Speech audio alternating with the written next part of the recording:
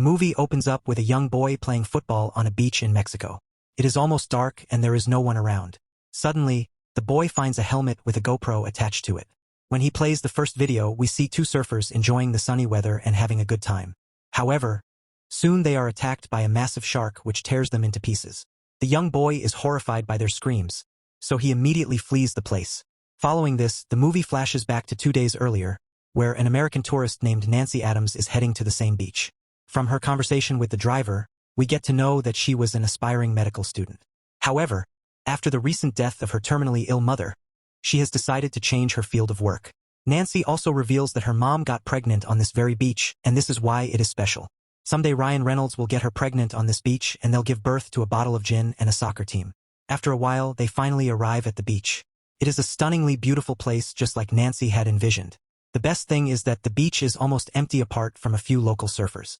Once the driver leaves, Nancy quickly changes into her swimming gear and readies her surfboard which was left behind by her mother. Then she dives into the sea and starts paddling towards the waves. On reaching a bit further, she meets the two surfers who seem to be friendly. Nancy asks if she should know anything about the place, and one of them reveals that the jellyfish found here are very dangerous. He also explains that there are a few reefs here which only appear in the evening when the tides are low. Following the short conversation, the three of them get on their surfboards and ride through the waves. Even Nancy appears to be a pro. A few hours later, the boys get tired and decide to leave. However, Nancy, who has come all the way from the States, wants to have a little more fun. She mentions that she will be here for a few more hours and bids them goodbye. As soon as the boys leave though, Nancy feels something approaching her from inside the water. Fortunately, it's just a pod of dolphins jumping around in excitement. Nancy is mesmerized by their beauty and playfulness, so she decides to follow them. Surprisingly, after a few minutes, she notices that the sea is completely filled with blood. It is revealed to be coming out of a deceased whale which was probably hunted a few days ago. Realizing that a predator is nearby, Nancy gets on her surfboard and starts rushing towards safety. Unfortunately, the beast has already noticed her. It strikes the surfboard and sends her tumbling through the rocks. Somehow Nancy manages to get back on her surfboard, but the beast grabs her leg and pulls her inside the water. It is revealed to be a colossal great white shark. In the ensuing struggle, Nancy's leg is badly wounded, because of which the water around her turns red. But despite this, she somehow manages to get away and climbs the whale carcass. Once she reaches there, Nancy finally realizes the gravity of the situation. She screams and cries for help, but as expected, no one can hear her. She is just too far away from the beach. Meanwhile, the shark is still hell-bent on finishing off the intruder. It starts slamming the whale carcass repeatedly, causing Nancy to almost fall off into the water. Hence, she decides to find a more stable surface where she can hide from the shark. She looks around the place and notices two options. The first one is a buoy floating in the water, but it appears to be too far away.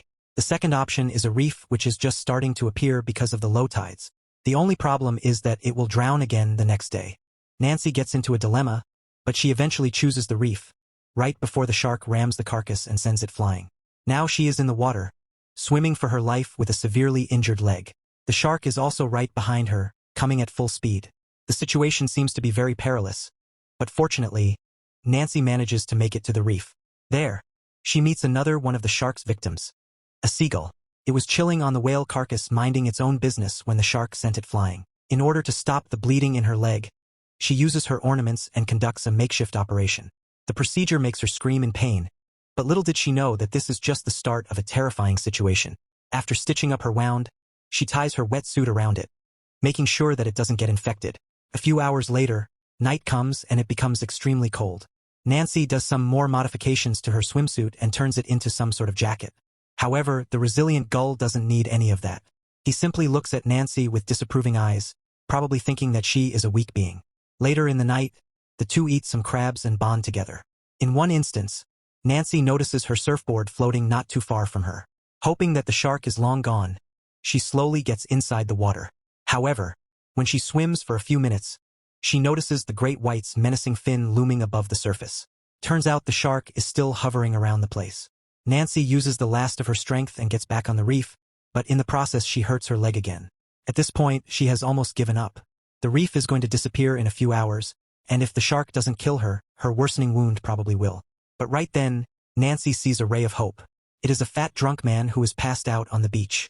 Since he is not that far away, Nancy screams for help, and fortunately he wakes up. She then instructs him to make a call from her phone, which is kept inside her bag. The man appears to be complying, but as soon as he checks the bag, greed sets in right in front of Nancy's eyes. He takes out all her cash, puts her phone in his pocket, and prepares to leave. But just then, he notices the surfboard floating in the water and decides to steal that as well. Despite everything that the greedy man has done, Nancy repeatedly tries to warn him of the danger, but to no avail. Nobody can save an idiot from themselves. He gets into the water and also reaches the surfboard, but before he can return to the shore with it, the shark attacks him, tearing him in half. Nancy can just watch in horror, realizing that there is no way out. The next morning, she is woken up by a few water splashes. This means that the tides are rising, and in a matter of hours the reef will completely sink. Now Nancy has to figure out a way to escape this wretched sea as soon as possible. Suddenly, the two surfers from the previous day arrive at the beach. Thank God for unemployed people. They immediately notice Nancy on the reef and start approaching her on their surfboards. Nancy tries her best to explain that a shark is nearby, but the guys who are regulars of this place believe that she is joking.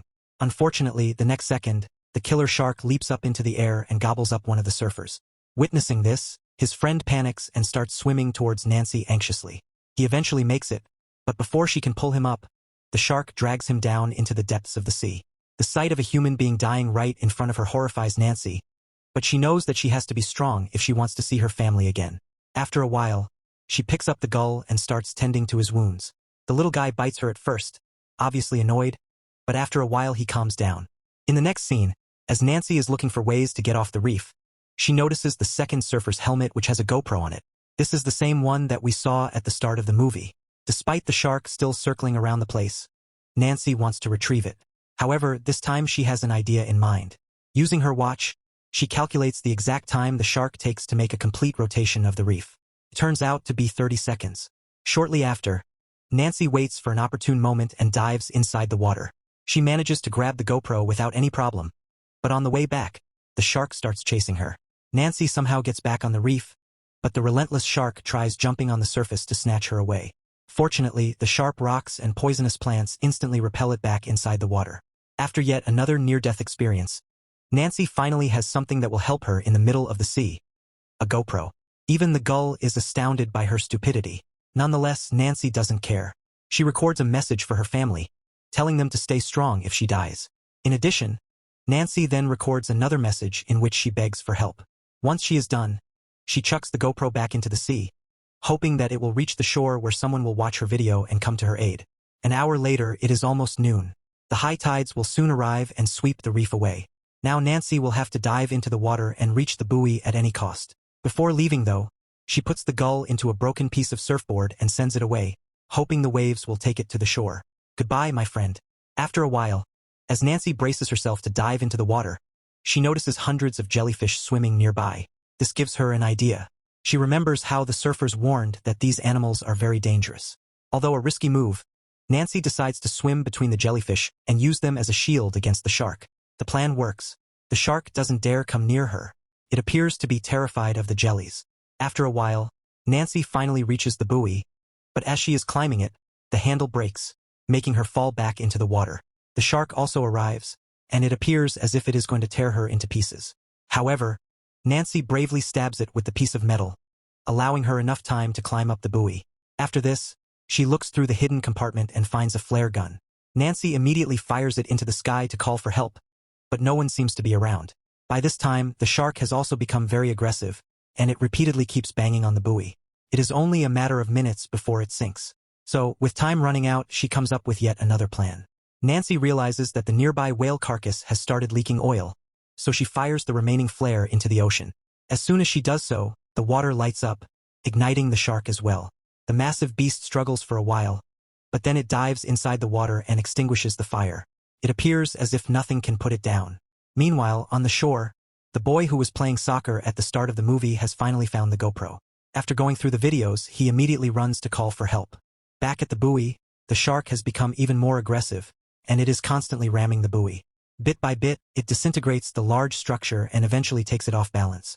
At one point, the buoy goes underwater, and this is when Nancy notices the anchor that is holding it, located at the bottom of the sea. The anchor is made up of several pointy rods, which gives her yet another idea.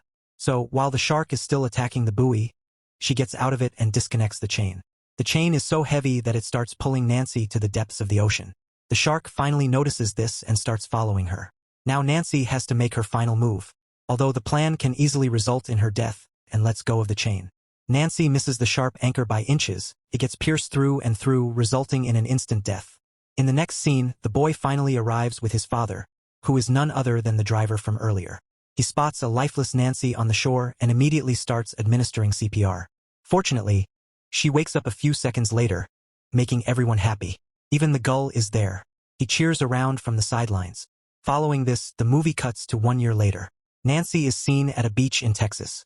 She is healed from her injuries, leaving only a few scars on her legs. Nancy has also resumed her studies and is on her way to becoming a doctor. Subscribe for more videos like this, turn on notifications, and leave a like to help the channel out. Thank you for watching.